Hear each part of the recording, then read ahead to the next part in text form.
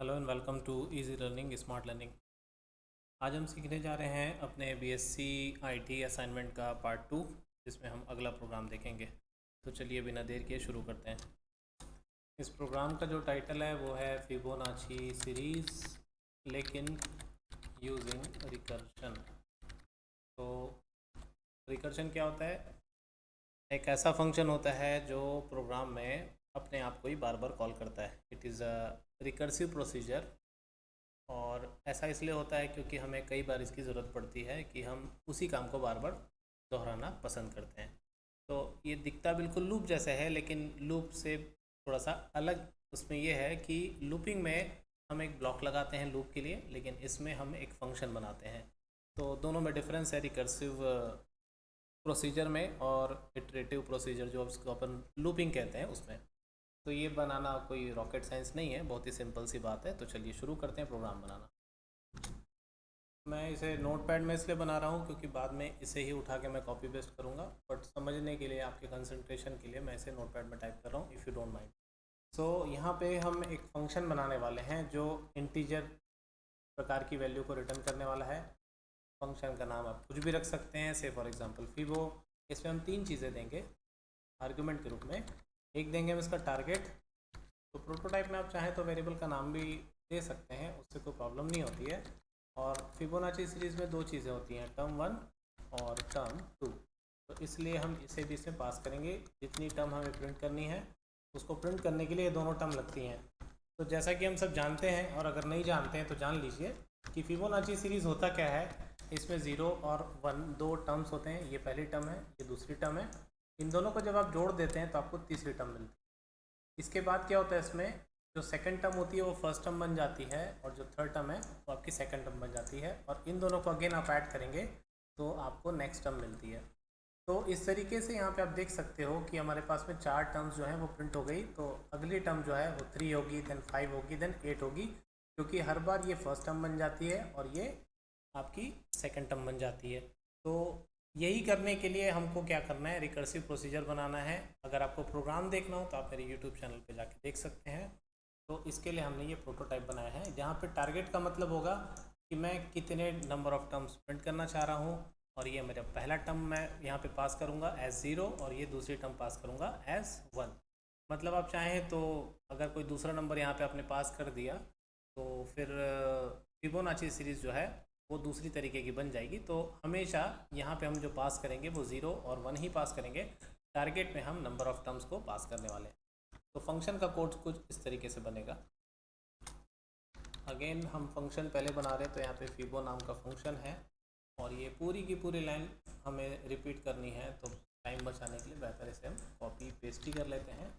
और ये अब स्टार्ट हो गई फंक्शन की बॉडी। देखिए, सबसे पहले हम क्या करते हैं, एक स्पेस प्रिंट कर देते हैं। और आप चिंता बिल्कुल मत करिए, पूरे प्रोग्राम को मैं एक्सप्लेन करके दिखाऊंगा कि किस तरीके से काम कर रहा है।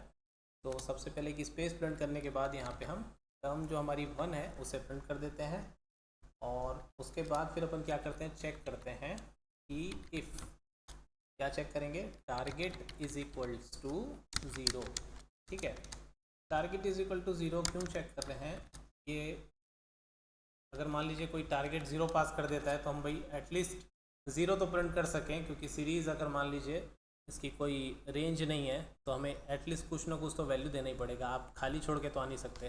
तो इसलिए मैंने यहाँ पे टर्म 1 जो है वो कितना प्रिंट करा दिया, क्योंकि हम 0 पास करेंगे भाई टर्म 1 में, तो 0 तो प्रिंट हो ही जाएगा एटलीस्ट। उसके बाद में कंडीशन लगा रहा हूँ कि क्या टारगेट 0 है। तो टारगेट 0 है तो हम क्या करेंगे, यहाँ पे रिटर्न टर्म 1 प्लस टर्म 2 कर देंगे। ठीक है, इसके बाद हम क्या करेंगे कि एल्स रिटर्न करेंगे। अब देखिए, हमें काम क्या करना है हर बार। अगर मान लीजिए हमारा जो टारगेट है वो 0 नहीं है, मान लीजिए टारगेट जो है वो 5 है, 6 है, 10 है, कितना भी है, तो हर बार हमें एक ही काम करना है, वो ये कि हम फिबोनाची सीरीज़ जो फंक्शन हमने बनानी है उसको हम कॉल करेंगे, और यहाँ पे इन तीनों चीज़ को पास करेंगे। क्या क्या, देखिए टारगेट अब एक बार प्रिंट हो चुका है तो ये कितना हो जाएगा, टारगेट -1 हो जाएगा। फिर हम यहाँ पे पहले प्रिंट करेंगे टर्म 2 को, और उसके बाद इन दोनों का एडिशन प्रिंट कराना होता है। तो हम यहाँ पे लिखेंगे टर्म 1 प्लस टर्म 2। ऐसा करने से क्या है, इस जगह पे हमारा एडिशन प्रिंट होगा। इट मीन्स 0 + 1 करने से यहाँ पे 1 प्रिंट होने वाला है। यहाँ पे आपकी टर्म 2 जो रहेगी वो पहले प्रिंट हो जाएगी, क्योंकि टर्म 1 बन चुकी रहेगी। तो ये कैसे रिपीट होगा अभी हम प्रोग्राम को जब रन करेंगे तब देखते हैं। ये रिटर्न करा लिया हमने। रिटर्न कराने के बाद में आपका फंक्शन यहीं पे समाप्त होता है। अब मेन फंक्शन आता है, तो मेन फंक्शन में आपको सिर्फ इतना करना है कि इस फंक्शन को आपको कॉल कर देना है। कैसे कॉल करेंगे? सी आउट, देन आपका इंसर्शन ऑपरेटर, फिर आपके फंक्शन का नाम, और यहाँ पे आपके फंक्शन का नाम लिखने के बाद में आप जैसे टारगेट देना चाहते हैं 10, मतलब 10 टर्म प्रिंट कराना चाहते हैं, और पहला नंबर आपका 0 और दूसरा नंबर आपका 1, ये लिखने के बाद ही आप इसको प्रिंट आउट कर सकते हैं। तो अगर आप C++ यूज़ करते हैं तो गेट ch वगैरह लिखने की ज़रूरत नहीं है। प्रोग्राम को मैं यहाँ पे कॉपी कर रहा हूँ, C++ ओपन कर रहा हूँ और इस कोड को मैं यहाँ पे पेस्ट कर दे रहा हूँ।